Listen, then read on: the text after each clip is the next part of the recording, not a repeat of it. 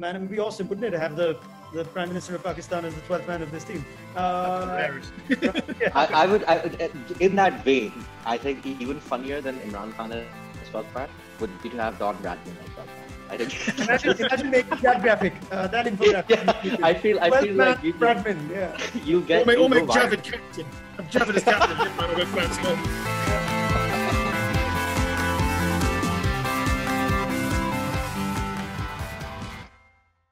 It's time for another edition of Dream Team on ESPNcricinfo. I don't know why we do this exercise, because in spite of our best efforts and the most judicious of thoughts, all from bona fide intention, we come up with an 11 that only results in our viewers just destroying us on social media for players that we either didn't discuss or discussed and didn't pick, or the players that we picked. But it doesn't break our resolve. We continue to go at this again, and we will go at this with a topic that perhaps some of you will agree or disagree on, because maybe we need to raise the bar a little. We can't just be doing current IPLs and all-time T20 11s. We're going to do something different in T20 season. We're going to think of a retro T20 11. The criteria is very simple. Someone who has never played T20 cricket, who we believe would have made an excellent T20 cricketer.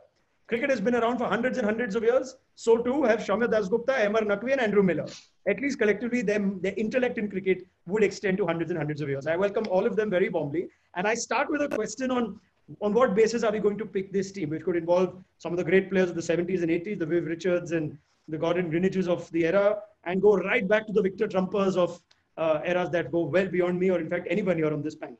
And let's ask Andrew Miller that question first. Andrew, how do we filter 11 cricketers from this rich history of cricket before T20 hit us? That's such a good question. I was really hoping you weren't going to ask me to try and sum this up. I mean, it's only fitting. It has to be put to the only Englishman on the panel. Yeah, fair enough. Well, I would say that first and foremost, this T20. You're really drilling down to T20. It's about entertainment, and my eye was drawn when I was scanning the entire history of cricket. My eye was drawn to players who either I saw and loved watching, or I didn't see and wished I'd watched, and found a way to factor them in and their individual skills and work out whether there are ways in which you could have tailored as you say, the Victor Trumpo. Could he have clattered the ball in the manner of a Sehwag or a Joss Butler? He probably could, but a lot of it is entirely subjective. But the subjectivity comes from my mind's eye in large part, and hopefully it'll be quite a fun exercise. The challenge, Ahmer, I guess, is on what basis do you ascertain whether a player in an era of the past would have become or would have made for an excellent T20 player. The requirements of cricket at that time didn't necessarily need you to exhibit attacking skills, but yet we could tell batsmen that had those abilities. So on what basis do we define what would have been or what would have made for an excellent T20 player in an era where the cricket never demanded such play? I think if I had to drill it down to one quality, I'd choose audacity. I think that's something. I was really glad that we started off talking about T20 as entertainment, right? I think like cricket sometimes gets too puritanical, and it's always ultimately a form of entertainment. And along with audacity, I think one thing that's been written about in cricket a lot as well is obviously it spreads as a colonial sport. And so for a lot of populations that follow the sport, the way they play cricket is also a way of like rebelling against certain norms and practices that the colonizer has put them in.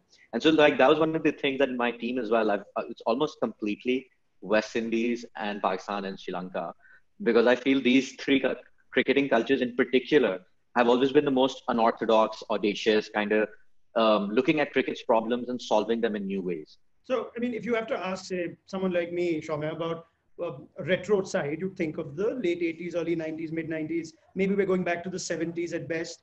And in some way, it's easier for us to look at a yardstick for this kind of subject because you had ODI cricket. You had the World Cup that came out in 75. And if you look through the 70s, 80s alone, you can pick a pretty decent T20 team of players who never played T20 cricket.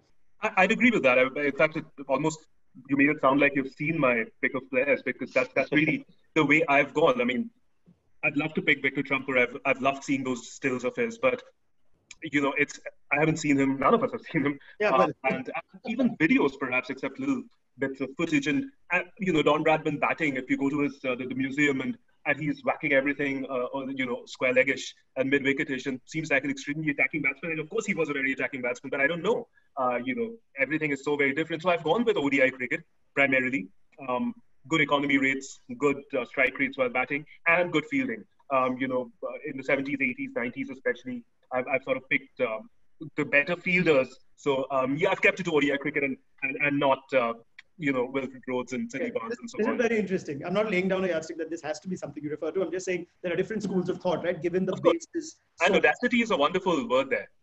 Yeah, sure. So let's put it this way. Let's establish one thing which we can all agree on, that we can perhaps apply what makes a successful T20 cricketer today and try and apply those standards to all the players that we tend to pick. So whether it's great fielding, like Shamya says, whether it's audacious players with X factor, maybe there's an argument to say if wrist spinners have dominated T20 cricket, can we only look at wrist spinners from the past? Or do we believe unconventional spinners from the past would have made for better T20 players rather than a conventional Vishan Singh Bedi, or how would he have gone about in 2020 cricket?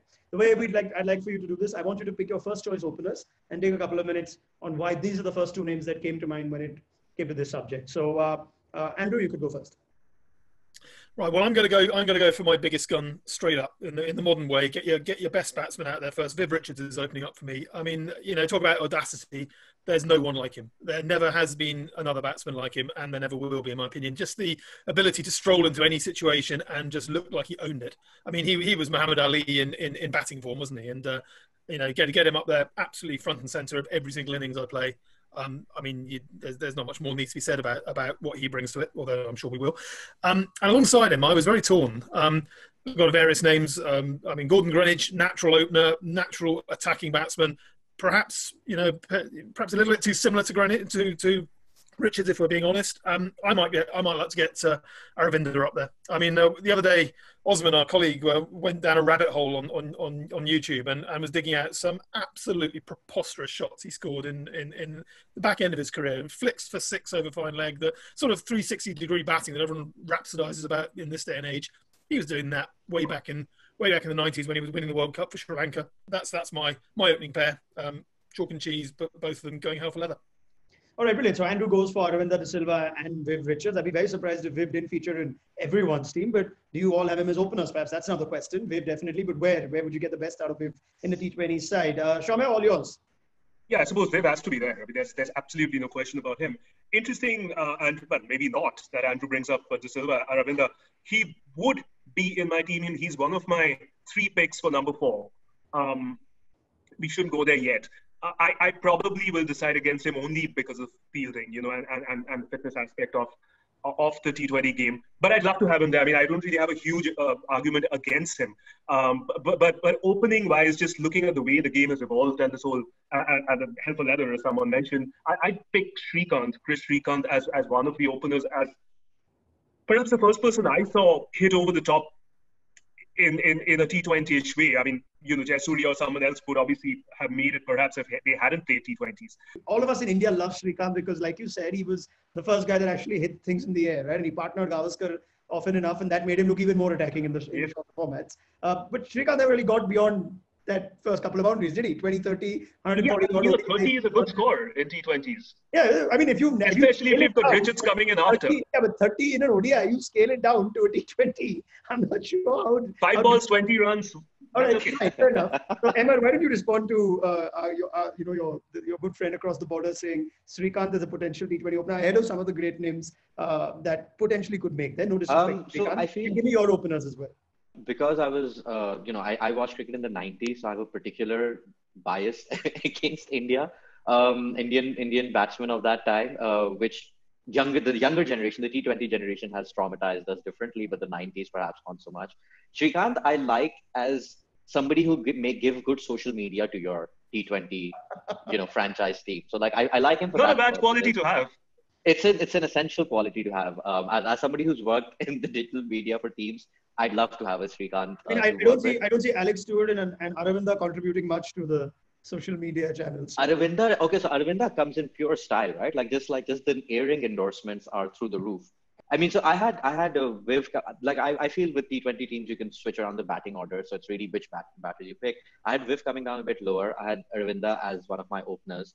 And then I went with Victor Trumper as the other opener, largely because, I mean, what I've read up on cricket, it seems like post-war, batting becomes a lot more conservative. And a lot of my 11 leans on CLR James's work. And he has this entire essay, which he calls the welfare state of batting. He criticizes batting for just not being adventurous or risk-taking. And he keeps talking about the batting of his younger age and the golden era, etc. And from what he describes, it seems like those guys were just the ones who could play their shots, could play the sort of shots, maybe they weren't playing them that regularly, that just sound miraculous. And one picture of his has, ever since I've seen it, it feels like somebody playing gully cricket in Pakistan. Like, it's literally, that's how I see boys play.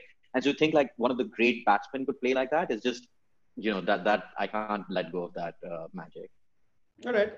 Andrew, since you've heard Shamya and Ahmer now, and again, it'll be that sort of question, right? In spite of the glorious, incredible literature of cricket, how hard or easy is it to assess whether you can pick a Victor Trump of the era from the little that there is of him visually and go by whether he would there would be a stronger case for a Victor Trumper to open the batting than, say, a Viv Richards or a Krishna Kandam. Let's go into, the one thing we'll establish here is this is all fun, right? So it's great to just go through the years and actually talk about cricketers that all could have made great T20 cricketers, and we'll somehow find 11 along the way. Maybe that's the way we should do this, because I'm already slotting Aravinda down because he's got 2 out of 3.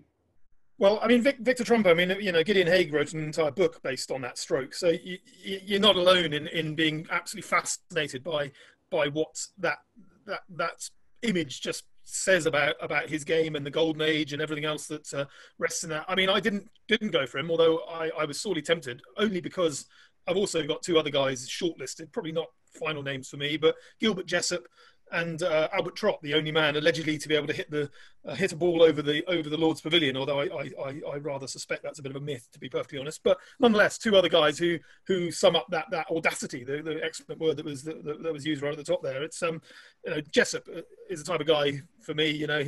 He's still there, right up the top of the fastest centuries list, a bit like Bannerman in the test history. It's a name that's just complete anomaly, stands out in amongst all the new names that have flooded in the last century. But there he is, 75 minute 100. Back in the day, of course, when sixes weren't counted as 6, they had to clear the ground, not just the boundary, to be counted as 6. So God knows how quick he would have got there if his shots had been given full value. So he's another guy I've got in there. But again, it's so hard to judge. I think you really, with this, you have to just take one guy, perhaps, to be representative of the entire era and whack them in there. Otherwise, it's complete guesswork, isn't it? I guess the best way to go about this right now is at least discuss the names that all of us would be in agreement on, and which all 3 of you are. And Viv is the first one. We've spoken about it. Never a batsman like him before, never will be. Javed Miandad is the other that I saw in all 3 of your lists. So let's spend a little time about what made Miandad special and why he is a unanimous choice in what is otherwise a team that is so widely open to different opinion. Ahmer, you can take this one first. So I'll go a bit. There's 2 Miandad stories which have nothing to do with his batting or doesn't even prove why he would be good at T20, except it kind of does. One is this moment from the 1903 test in Hamilton where, like, I think Perore taps the ball. He looks to take a run. Miandad's at point or short, like 1-2. And he looks at the bowler's end and he throws at the keeper's end, and it almost hits the stumps. And that sort of thinking, that sort of quick thinking is the essence of T20. So Miandad straight away was probably no one's that I've seen is better than him at these kinds of margins. The other thing I love about Miandad is Pakistan beat Bangladesh in a famous test in Multan that Inzi led the chase. The final morning when Inzi wakes up, one of his arms is stiff and he can't move. And so Miandad goes to him that you should go to the nets and bat as a left-handed batsman and your arms will free up. And Inzi does that and wins the match. And so that's the second thing where Miandad has this shamanistic knowledge of cricket that you can't coach. It's this, he seems to have tapped into some essence of it, and he's like arguing with the umpires, he's jumping up, he's sledging, he's literally entertainment tactically and skills wise. He is, I think, the perfect kind of symbol for what a lot of us understand T20 to be. Not perhaps the most obvious way that people look at T20 like a Chris Gayle or whatever, but when you really get into it, I think Miandad is perfect for that format. Absolutely. I mean, it's such a cliche to describe him as a street fighter, and it is, a lot of my upbringing centered around watching him endlessly beating England with just outthinking them. There's obviously the great rivalry with Imran Khan almost exacerbated the difference between Imran and his Lahore sensibilities and the Karachi street fighter and the down and dirty nature of the way he got under people's skin. But I loved that. I loved watching the way that he was able to just drill straight into the core of a contest, mostly with natural batting skill, but sometimes with gamesmanship, sometimes with street smarts. He would just be there at the pivot of every key moment of any match. Not least, of course, the World Cup final in '92, which is my most traumatic memory as a kid.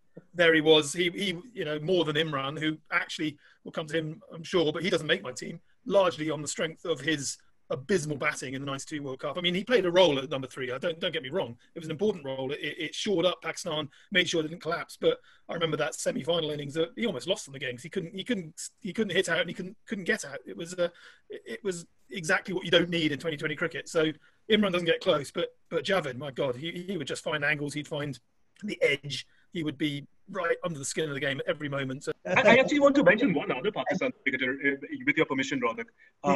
Perhaps 4, 5, 6, 7, wherever. And I don't want him in the 11. I don't want him in the 11. But, sometimes when you see something in front of you and there's a mark that never goes away. Salim Malik, this was 87, at Eden Gardens. I have to pull out the scoreboard, but it was dead. Pakistan's chase was dead in the water. It was the first ODI at Eden Gardens. I was at the ground. Pakistan was 7 or 8 down. And Salim Malik hit 70 odd of 30 odd and won Pakistan the game. When you see something like that at what? I must be 11, 12 or something like that. And first time you're seeing an ODI in front of you. And that sort of experience never goes away. I won't pick Salim Malik, but I wish I could, simply on the basis of that one innings. And Javed Miana probably has to be there. It's a pity because I think then I can't fit in Mohammad Azharuddin. Let's go to Imran because I think all of you have him and see whether Imran can't mix it into this team for the player that he was and his contemporaries, Kapil, Hadley, Botham, etc. Shamya. How many all-rounders do we have? Gary Sobers probably has to be there. Even though just one ODI. We all agree on that? And Andrew and Emma, just a yes or no for now, and then I'll come to you in detail. Yeah, absolutely. Yes, definitely. Yes, great. So he's probably the one person I'm picking in the squad without any ODI evidence, just that one game at a duck, and never having watched him. He's the one you make an exception for because perhaps the greatest cricketer ever. So Sobers, yes. I'd pick Kapil Dev, phenomenal striking ability, outstanding bowler as well, which I don't think you can really separate the 4 great all-rounders of the 80s, of the 70s and 80s on bowling. They were all excellent bowlers, some strengths, some weaknesses, and so on. But can you say A was a better bowler than B? I don't think so. All conditions. Kapil certainly makes it on hitting ability. Not just the 175. He has a phenomenal strike rate in ODI cricket. Let me just check. 95. Kapil has a strike rate of 95 with a bat, which is great even now. It would be great even now in ODI cricket, maybe not T20s. So him, Mike Proctor, again, I've seen videos, but going a bit more on hearsay, fast bowler, good hitter. My only worry then, I'm not going to have Imran Khan in my team quickly. I'm not going to have Imran Khan. I'm not going to have Richard Hadley because there are better out-and-out fast bowlers to pick than them, and I've got a strong enough batting lineup already as we're getting there. So no, that's about it. Kapil Dev for sure if I have to pick one of the 4 all-rounders. All right.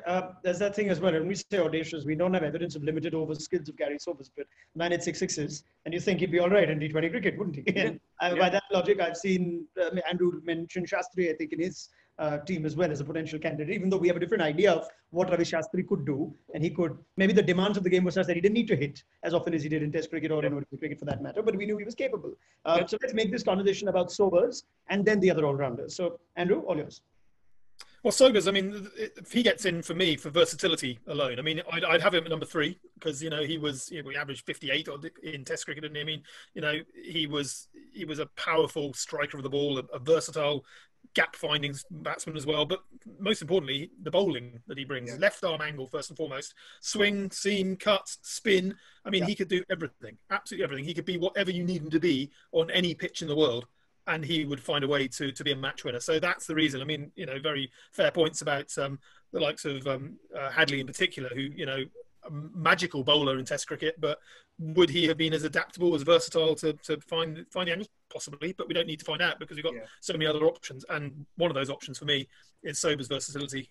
Just the legend of the way in which he was able to, change it up and change it down, and massive booming outswing when needed, and proper pace when needed, and left arm spin is the complete package. And then you factor in peerless batting as well. Yeah, I mean, you extending from there, Mike Proctor, someone mentioned by Shamya, you had him in your team. You had him with the slash alongside Keith Miller. So that's another name to throw in. Yeah. And you haven't mentioned Kapil. and where do you stand on Imran? So let's have that collective discussion because you need to start ranking your all-rounders.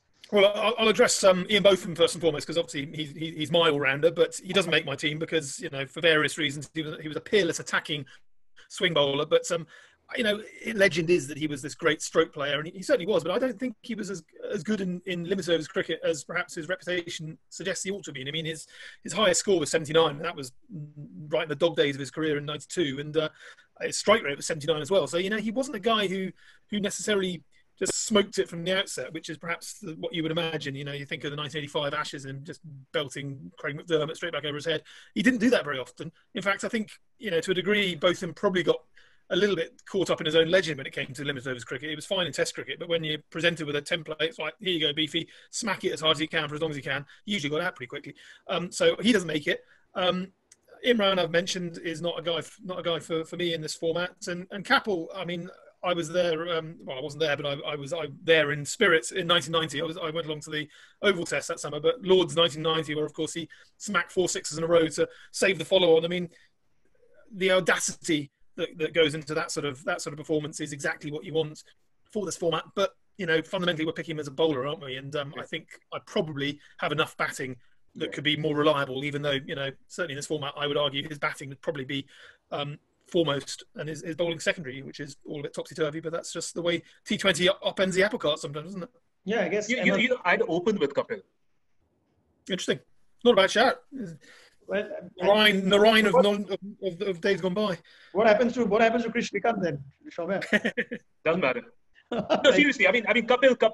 The thought just struck me that you know, first of all, you won't have Eddie Hemmings against you if you're playing a T20 game, right? I mean, he won't be hitting 4 sixes in a row to any of the top T20 bowlers in the world. So I pick him right at the top to just go over the top and you know, just stay there for 10, 12 balls and score 35, 40 and get out. We usually say in today's T20 dialect, oh my God, multi-skill player, all-rounder, you just need him, right? Seam bowling all-rounder, it's a rare species and you want him in your side. There are plenty on offer if you just go across generations. But looking at the makeup of the team, there will be a bifurcation made on who you primarily pick for bowling, who you primarily pick for batting. And as a result of that, it does seem like both Andrew and Shamya have decided against making a case for Imran Khan, who I did see is in your team too. So where do you now stand on all these all-rounders that we mentioned? Take it away. Yeah, so I feel with all-rounders, obviously, Sobers was the only one that I was really willing, like that was the hill I was willing to die on. And as everyone's made clear, like it's obvious why. So I have a bunch of friends who do select teams for the PSL, like who work as managers at PSL sides. And one of the things that they've really focused on is that when it comes to bowling, you either go with the guys who give you a lot of variety, or if you're going to go with pacers, you go with the fastest one possible. You know, it's really when you're bowling in the 90s that those kinds of fast bowlers start making a difference. Like if Imran doesn't get selected, it's not the end of the world for me. I think I just like to get the team with as many paces as you can. And one thing I like to throw in is the batting right now is very right-handed. So it might help to get a few more lefties in there. Sobers is one if you get anyone else. And I think that could be another factor for thinking about where to go. So Viv Richards, Aravinda, Sobers, and me on that. So that's 4 locked in, and we can keep the discussion open on batting order, given it's anyway a flexible thing and a fluid thing in 2020 cricket.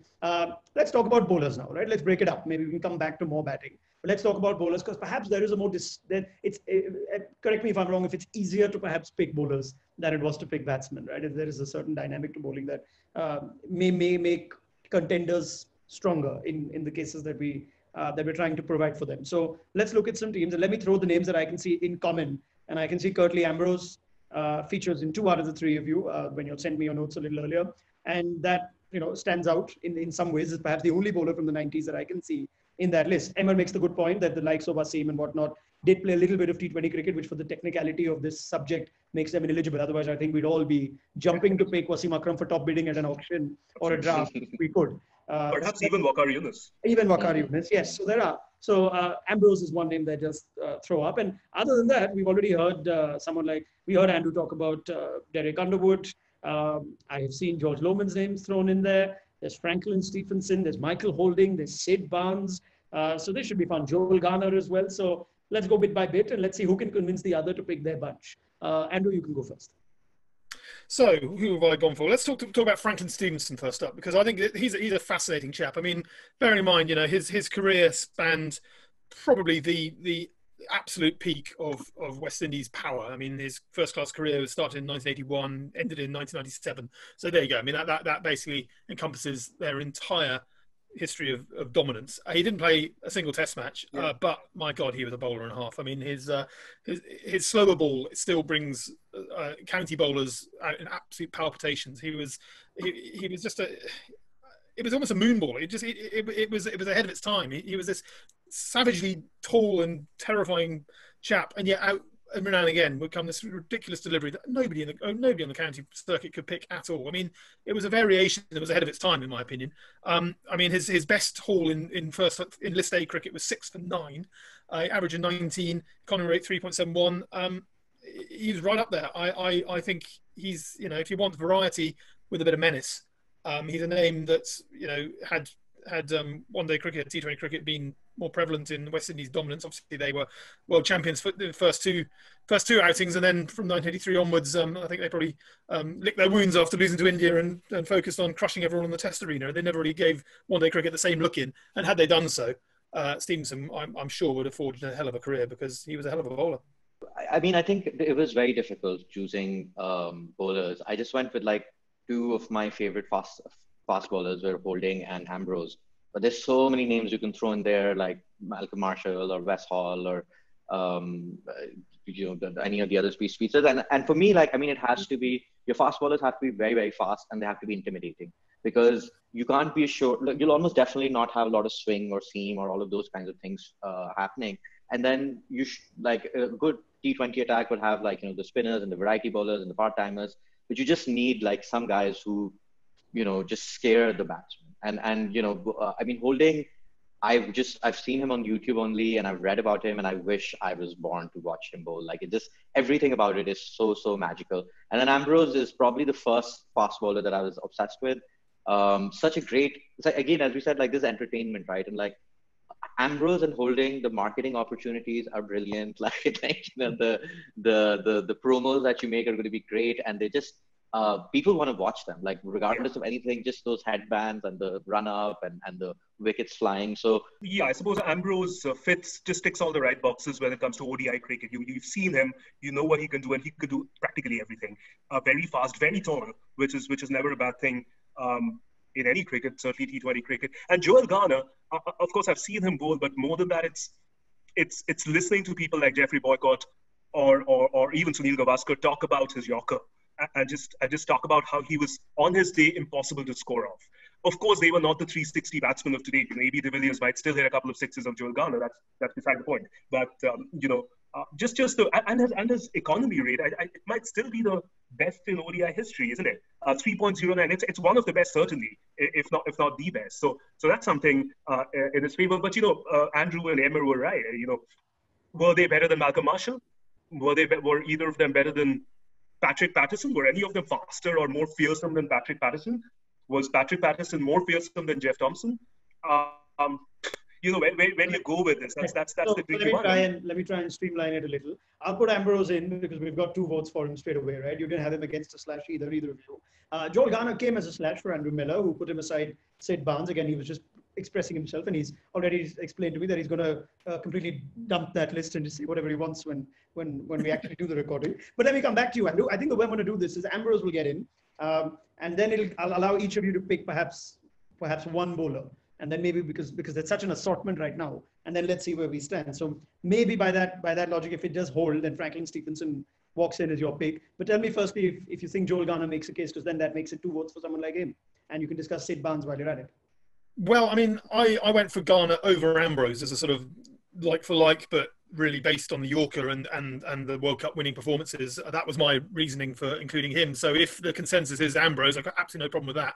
But it does mean I'm not going to pick Garner as well. Mm-hmm. So I would probably I'm going to throw a vote in for SF Barnes, Sydney Barnes, who his record to a degree it has felt for most of my life like a myth, again, a bit like I was talking about Jessup and the fact that he still appears in the top top echelons of stats. It seems like an anomaly, but then I've been witnessing James Anderson for the last God knows how many years. He's been rolling on as this incredible sort of post-retirement player, and Barnes strikes me as a similar type of bowler to what Anderson's become. Just a master of all the variations imaginable. I mean, and more, frankly. I mean, they talk about his leg break being unplayable, brisk medium pace with spin and all the rest of it. There was just absolute intrinsic skill in what Barnes brought to the game. It took 49 wickets against South Africa in 1913-14, still a record for the most in a series. And basically, South Africa may not have been the greatest side of all time, but you can only clean them up when you come across them. And he just strikes me as a guy who I would love to have seen. Going back to our original point about how we picked this side, do you want to see people that just fascinate you and would entertain you? I honestly believe that get Barnes in the mix with he's essentially a mystery spinner, but of the brisker variety. I would be fascinated to see how he gets on. Let's talk. I also had Barnes on my list, and he was the other. As I said, he only had 2 players outside of the colonized countries, and Barnes was very much like, I feel, out of all the cricketers that I haven't seen and read only, he is the most fascinating one. I think Andrew's point, firstly, if you just look at his stats, they alone make you stop and stare and do a double take. But when you just throw those out of the window, just try and find any description of him. And it sounds like people are describing at least 2, if not 3 different bowlers. And I've just never been able to get my mind around it, because it seems to be that he's getting swing on it, noticeable swing on it, but then also it's not seen. He's literally spinning it. And I don't know, just the idea of that makes me so excited. James Anderson is an interesting analogy for him. I used to think of him more like a Narayan or Badri, who can get more turn and get more pace on it. And those kinds of bowlers are just impossible on the T20 circuit as it is. And so he seems to, his numbers back in the day seem to insane. I really feel like, sometimes I feel like Sydney Barnes had discovered a sort of skill set that cricket has lost, because just listening to what people are reading, what is being described, and maybe it's hyperbole, but it just seems something that I haven't witnessed. We've got probably better spinners and better pacers and better seamers, but someone bringing it all together doesn't seem to exist anymore. All right. By which assessment, Sid Barnes now has 2 votes in favor of it. So, and he goes to our team. So we've got Sid Barnes and Ambrose. You wouldn't mind that if you had to move your bowlers around in 20 overs. And we will perhaps have to again come back to a discussion on bowlers. Let's keep breaking it up a little. Let's see how our team is shaping up. This is a very unconventional way to pick a team, but given the assortment of players that we're throwing out, let's see where it ends up. Another name that happened to coincide with 2 of the 3 of you at least was that of Roger Harper's. And I'll take a break from the batting and the bowling because essentially that's what Roger Harper was known for, wasn't he? And we come to the discussion of having a specialist fielder, and no one better than Roger Harper that comes to mind. Shamya. Yes. Decent spinner, actually. With of course. Very good numbers. Very good numbers. Probably no major mystery about him. He's tall and gave the ball a bit of a rip. Outstanding fielder. Spin has been the problem for me with the team I have chosen. I mean, of course, that's not the final one. It's a lack of a really, really cool leg spinner, which seems to be the thing in T20s. I suspect Gary Sobers could be asked to bowl a bit of left-arm leg spin, and he'd do it. But since we don't have it, the whole players who didn't play T20s, spinners with great ODI numbers, fit, good fielding. I settled on Roger Harper more than many options, of course. I mean, Chandrasekhar would perhaps be a bit of a mystery spinner in his time, right? Chandrasekhar was one of my honorable mentions. I was very intrigued about putting him. Yeah, even Lakshman Sivaramakrishnan, you might remember him from the games against Pakistan, Emmer. Just excellent spinners, excellent leg spinners, but I just don't want to pick someone I haven't seen much of, and therefore Roger Harper, quite a package, and you have enough batting, you have enough fast bowlers. Let's go with someone who brings in 2 other things, that's spin and fielding. Andrew, you had mentioned for Roger Harper in your team as well. He did come with a slash alongside Ravi Shastri. Yeah, I'm intrigued by Shastri because I mentioned 1990. My first day of watching Test cricket was watching Shastri score the most tedious 100 I've ever witnessed in my life. At the tail end of that 1990 series, when obviously Gooch was scoring runs for fun and the ball was getting tonked everywhere, and there he was just blocking his way to 180 odd. It was desperately dull, but my God, he was a presence, wasn't he? And he still is. I mean, you only have to watch the way he holds court in his new roles at the BCCI. He's a fearsome proposition, and he batted pretty much everywhere from 1 to 11, didn't he? And his spin was far more than just serviceable. And of course, he's one of the guys in this team alongside Proctor and Sobers who's hit 6 sixes, or certainly in a frame, 6 sixes and over. So, he can turn it on in whatever frame. But I've got him there largely because of the presence that he brought to his cricket. As I say, he's a slash. And the other slash, which I forgot to add, was Derek Underwood. Roger Harper, fantastic fielder. I remember his run out or stumping of Graham Gooch essentially in this bicentenary test, or fielding off his own bowling, magnificent stuff. But if we're looking for an attacking spinner who I really think could have torn it up in this format, Derek Underwood would have been fascinating, especially if partnered with the gloveman that I've gone to, which is Alan Knott, his Kent colleague. He was essentially a medium pacer who a bit like SF Barnes, I would imagine, just imparting cut and swing and all the other subtleties with a spin action. Brisk bowler with a guy standing up to the stumps who just took every chance going. I think that's a killer combination, and especially if Knott is able to stand up to someone like Barnes and maybe even Sobers when he's bowling his cutters.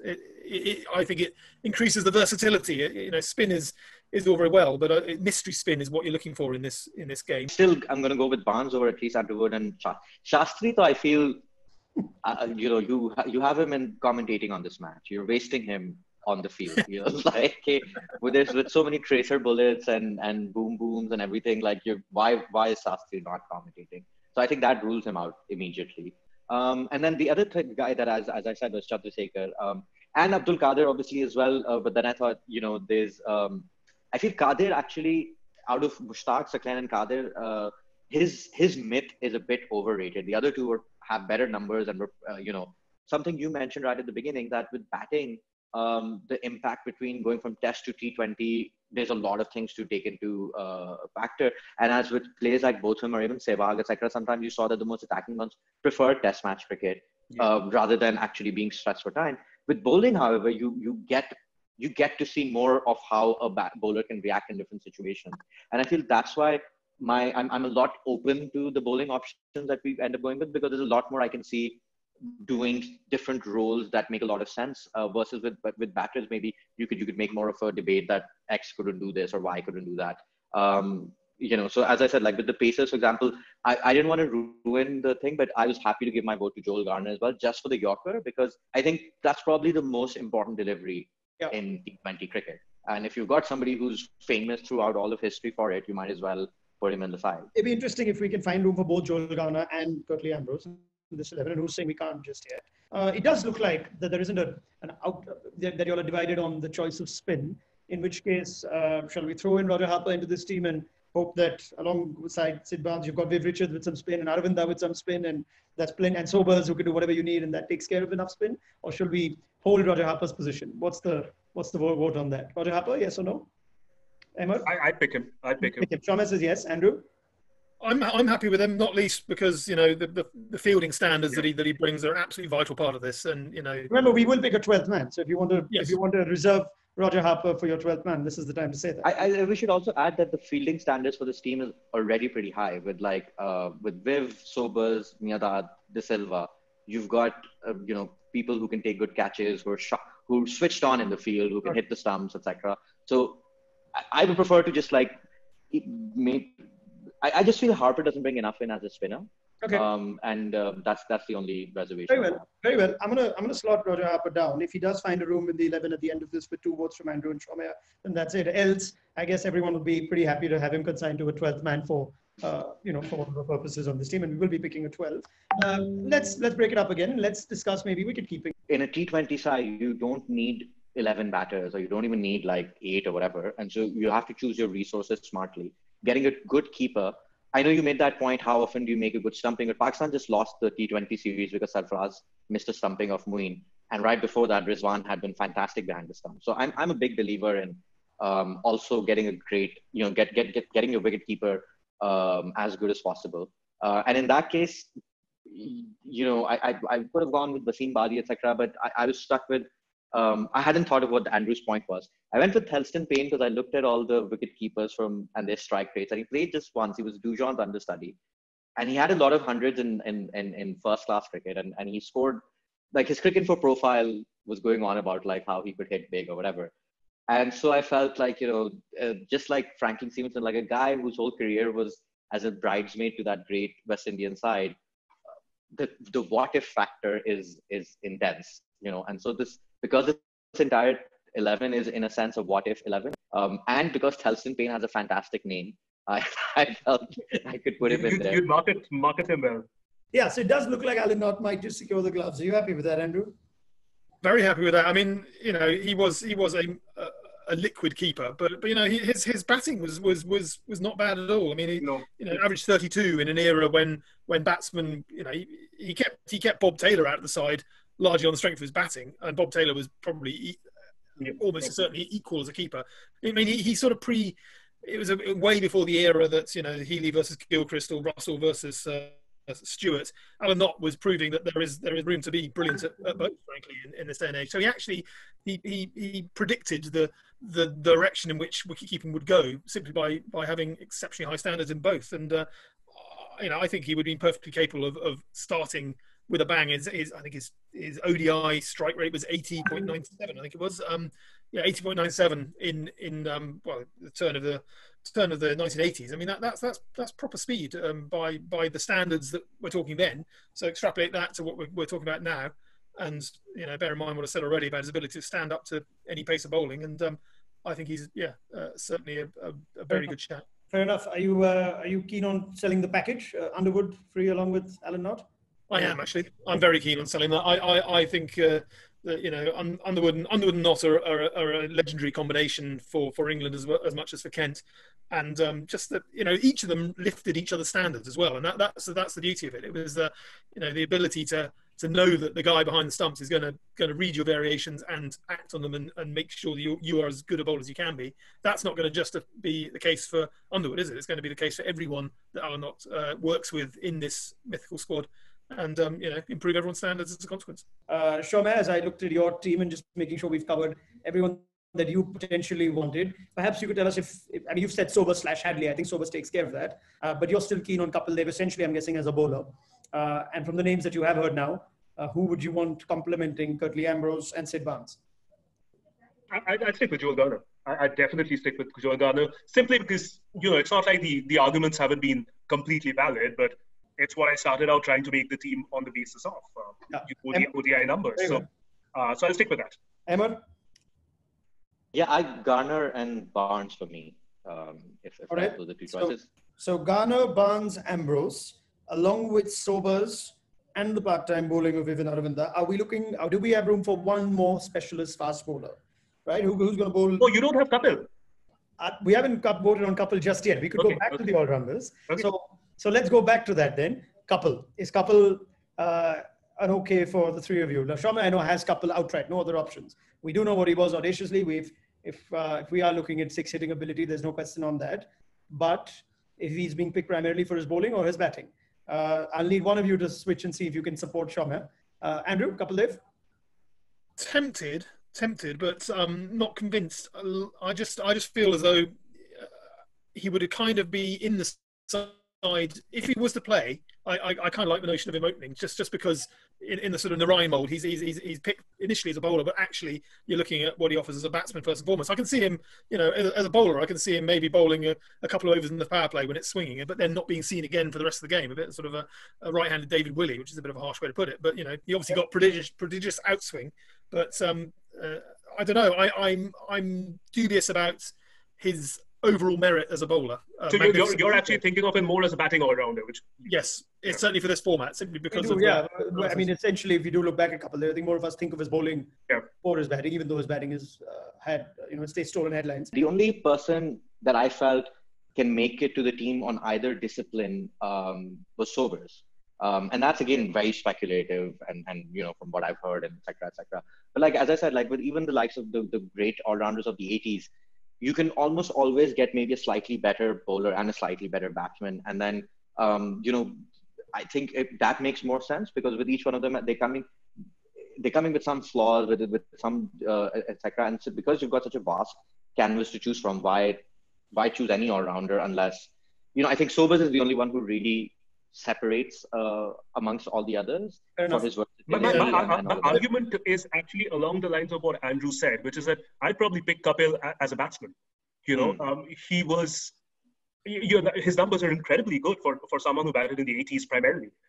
So that's my thing. A batsman who can bowl 2, 3, 4 overs depending on how the conditions are. It does sound like Kapil in the Sunil Narayan mold. It would be a very interesting asset to have in your team, right? Put him up there. Andre Russell, Kyron Pollard, whatever. Yeah, okay. So I'll tell you what, we've got Kapil and Roger Harper in the same bucket as of now. Let's see who finally squeezes into this team. I will point out that we, at the moment, have 8 players that we've locked into this side because I've given Joel Garner the thumbs up, right? Everyone's happy with that. The importance of the Yorker is such a compelling argument. So we've got Viv Richards, Aravinda De Silva, Gary Sobers, Javed Miandal. At the other end, you've got Alan Knott, Sid Barnes, Joel Garner, Curtly Ambrose. So now you need to ask yourselves, clearly you've got 3 outright bowling options. You're putting Sobers in that too. So you need to ask yourself where the rest of the overs are coming from. I mean, I think we shouldn't go with similar kind of bowlers. I know, like, I'm happy to let my Ambrose vote go in favor of Garner, and then maybe find a different kind of pacer, which is why I went with Holding, because I felt he offered a contrast to but I'm happy to go with any of those. And I would make the same argument that if you go with a spinner, I think Barnes and Underwood are very similar. So if you go with it, adding another spinner, you want to go with somebody who's coming from a different kind of skill set. Let's take a vote on that then. Ambrose and Garner or Ambrose/Garner? Andrew? Well, as I said before, I didn't choose Ambrose because I got Garner in my lineup. So yes, I would very much agree with that opinion. And Garner edges it for me just because of the purity of that Yorker. Shamya, Joel Garner? No, I picked the best available bowlers. I mean, otherwise I'd be looking for a left armer and probably go to Alan Davidson or someone. So, I mean, there's only so much I at least would be willing to go with for the sake of variety. If Ambrose and Garner are the 2 best options, I'd go with them. Fair enough. Given that, I guess I know there are contingencies to how you pick a team, and if you pick one, maybe not the other. But we find ourselves a bit at loggerheads. So we'll stick Ambrose and Garner and somehow make do with it. We think that it won't be that difficult. They don't have all of it, yeah. But maybe Joel Garner will find a way to bowl at the time that Curtly Ambrose wouldn't, right? Let's put it that way.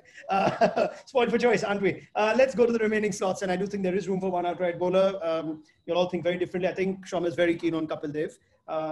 Yes, I'm leaving this discussion otherwise. Right, and I'd submit that there's a pretty strong case to find a place for Kapil Dev in that team on just so many factors. But let's look at the other slots as a whole. And I haven't even come to one great name that was put in, which was that of Michael Bevins by Shamya. Great for just, like I said, watching cricket in the 90s, and you think, oh, Michael Bevin would have been a good 2020 player. I'm actually surprised they didn't play a single 2020. I thought somewhere or the other Michael Bevin would have squeezed in some illegitimate T20 game here and there. I'd pick one more batting all-rounder, primarily a batsman. Like you mentioned, you just mentioned that I had put in Michael Bevin, and I obviously want to stick with him. Probably the best finisher of his era, of his time in ODI cricket. And he brings in the wrist spin element, which this side is kind of missing. So yeah, that's what I pick. Michael Bevin as your wrist spin option. That's fun. That's interesting. Couple of overs. Yeah. Andrew? I've got one name I really need to throw into the mix here. It's Colin Melvin, who was short-lived buccaneer for England in the 1960s. Tragically, his career was cut short by a car crash that left him with a missing left eye, and so his entire career is what might have been. But I mean, while he was a factor, he was immense. He was a proper biffer of a batsman. He was huge as well. He was like 18 stone, which told against him to a degree in the course of his career. But he put every ounce of his bulk through the ball when he wanted to hit the ball, and it went miles. And also bear in mind, this was the 1960s, which by reputation was the most dull and dreary era for cricket of all time. He belted the ball everywhere, and he also bowled. I mean, this is the other thing that gets forgotten in the legend of Colin Melvin. There's he was a very handy medium pacer, in spite of his bulk as well. He was, I think, the key thing with Melvin was the speed of his reflexes. He was just so quick at picking both length and picking catches as well. He spent most of his career at short leg. I'm surprised Andrew hasn't picked the doctor, like who I thought was the most cliche and obvious choice of like legendary cricketers. Because he's too much of a cliche to choose. That kind of worried me too, because there was a cricketer in India called Salim Durrani, who they said would hit sixes on demand. Would I not then pick him in a T20? That's the problem with stories. Yeah. So I've heard from Andrew on Gilbert, Jesse versus Colin Melvin, Shamya on Kapil Dev, and Ahmer throwing in Wasim Raja. So if no one else is willing to side with the other, it looks like I'll have to just put in a name here. And shot in the dark, I'm just going to go with Kapil Dev, right? And you don't need to second guess why I've gone with that. It just fits more boxes, and it makes sure that, the abuse we receive is slightly lesser. Yeah, a good balance. So we got plenty of bowling, and now we have room for exactly 2 players. And now it comes down to you guys having to figure out who most deservedly makes it. What about Michael Bevan's case for either of you that Shamya brought up? Ahmer.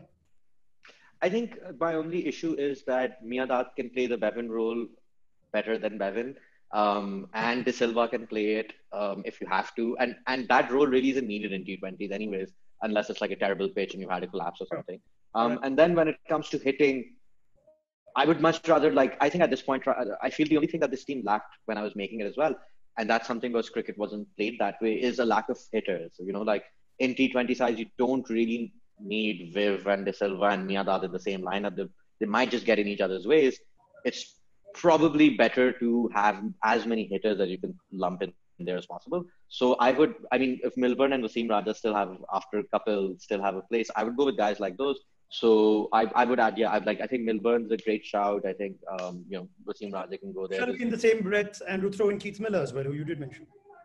Yeah, Keith Miller is one of my options there. I mean, he's his famous quote about pressure's a Messerschmitt up. I mean, he's another guy who's going to come on board with absolutely no fear. He's going to go out there and give it 100%. Great marketing and social media also. Absolutely, yeah. You probably hang out with Princess Margaret on the Boundaries Edge and all the rest of it. So, yeah. I mean, I've got Mike Proctor mentioned as well among my all rounders, but I think Proctor, on the balance of the side we've got, particularly in light of Sobers being our multifaceted left armour, I don't think we need to pick him for his left arm-ishness. But yeah, Miller is a fascinating one. I again, a little bit on the myth side. I didn't see enough, although I've spoken to David Frith enough in the years gone by to have a picture of him in my mind's eye as this swashbuckling hero of the post-war era. I mean, I've got absolutely no doubt that if we need hitters, he would come out and lump it. And he also bowled pretty quick too. Very well. So this is how we're going to end this now. We've managed to get 8 players on fairly decent synergy between the 3 of you. Viv, Aravinda, Sobers, Miadat, and Alan, Knott, Sid Barnes, Joel Garner, and Ambrose.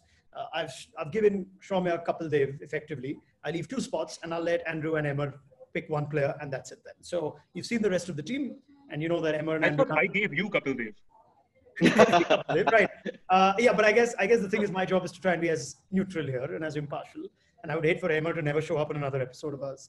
Right. Well, seeing as we've got proper fast bowling and batting covered here, right? In these proper fast bowling covered here, in every guise possible. So I would like to make a case for Underwood. I think just as a backup spinner and a versatile mystery spinner, and obviously we've got Richards and co to toss up some offies.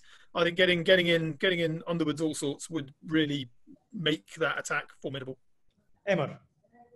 I feel I've made my case for why I didn't pick him earlier, but I think at this point I'd go with Abdul Qadir, who is just somebody, Qadir brings in a lot of showmanship, a lot of variety, and sometimes that didn't translate well on the longer formats, or actually it wasn't a format question, it was whether he was up for it or not. But I think as I keep saying, in terms of the character, the larger than life presence, and the fact that I like the idea of throwing in a leg spinner in there for the variety. So, and he could hit out a little bit as well. So I'll go with him. Yeah, I mean, Imran Tahir's done okay. So by that logic, you think Abdul Qadir would be fine. So it does look like Andrew Allen Knott's batting a lot higher in this team all of a sudden. Well, in that case, let's get Milburn in and shove him down. That's my worry. You've actually just got 5 proper batsmen. Yeah. Yeah, Milburn was a proper batsman. I mean, that makes it fine. That makes it 6 and not at 7. Yeah, I mean, his last Test innings in Karachi, it was 139. It was he absolutely smoked it from the outset. 17 fours and a 6, and tough conditions. It was a draw, I think, because there were. I think Bryant's probably brought an early end to the game, but it kind of summed up his career. Colin Melvin in, and honourable mention to Derek Underwood, who would feature the minute Sid Barnes gets injured, or if the wicket is really bad, and in that case, we'd probably not pick both Ambrose and Joel Garner, will we? So that's where we are. Are we happy with that then? And as the 12th man, between Roger Harper and all the others that you had, would you consider the 12th man to be the person who came closest to making this team but didn't make it? In which case, is the case perhaps for Imran Khan, who was discussed by all of you and could feature as your 12th man. It would be awesome, wouldn't it, to have the Prime Minister of Pakistan as the 12th man of this team? I would, in that vein, I think even funnier than Imran Khan as 12th man would be to have Don Bradman as 12th man. I think. imagine making that graphic, that infographic. Yeah, I feel like you Bradman, yeah. You get. Or make Javed captain. Have Javed as captain, and Imran will go flancing off. Yeah. All right. Let's give us a 12th man, shall we? Let's take a vote and see who we've got. Roger Harper. Yeah, fair enough. As a 12th man. Let's have some of that. Yeah, let's have some of that. So the 12th man should basically be an outstanding fielder. Yeah. I guess that's it, right? When Melbourne twigs a hammy. The only remaining thing to do is actually anoint a captain. And let's see who we've gone for there. I'll give each of you one shot at this. Shamya, your captain for this team? Pick anyone. Richards. All right. Andrew. Javed, just because. Maybe amusing. It's more fun. Ahmer. I think you have to not make Javed captain because then he'll be pissed and playing better. You can't give Javed what he wants. That's wasting his talent. I would go with Sobers as captain. I think he's the one guy who commands respect from everyone. I'm with you. I actually thought for a second, just when we discussed captain, as to why we didn't even mention Clive Lloyd in the last hour and 30 minutes as someone who could potentially come in, not just as captain, but perhaps someone I had him in my long list. Yeah, who could whack it around. I mean, I think also it's Lloyd's team. You could pick this entire 11 from guys who played under Clive Lloyd, and I think there was perhaps a conscious effort not to over invest in that particular fantasy. Fair enough. So as I look back at our team one last time, Kapil Dev, Viv Richards, Aravinda De Silva, Gary Sobers is captain, Javed Mianda, Colin Melvin, Alan Knott, Abdul Qadir, Sid Barnes, Joel Garner, Curtly Ambrose. 12th man, Roger Harper. Honorablest of mentions, if that is a word, the most honorable of mentions to Victor Trumper, Wilton St. Hill, Imran Khan, Alex Stewart, Keshri Khan, Mike Proctor, Mohammad Azharuddin, Salim Malik, Kapil Dev. Oh, Kapil Dev made it eventually. I'll scratch that off. Richard Hadley, Ian Bolton, Joel Garner made it as well. Richard Hadley, Ian Bolton, Gilbert Jessup, Wasim Raja, Michael Holding, Derek Underwood, Michael Bevan. Now that is a decent list of players to have scanned through. Gentlemen, this has been wonderful. I hope you've enjoyed it. You've all grown a year older and we've all grown a lot wiser at the end of this discussion. But that was our dream team of T20 players that would have made for terrific cricketers in this format, even though they never played it in their respective era. Do share your thoughts and comments and we'll see how much you disagree with me with this one. But a big thank you, Shamya Dasgupta, Andrew Miller and Ahmer Naqvi. Pleasure. Thanks a lot. Thanks so much. Great fun.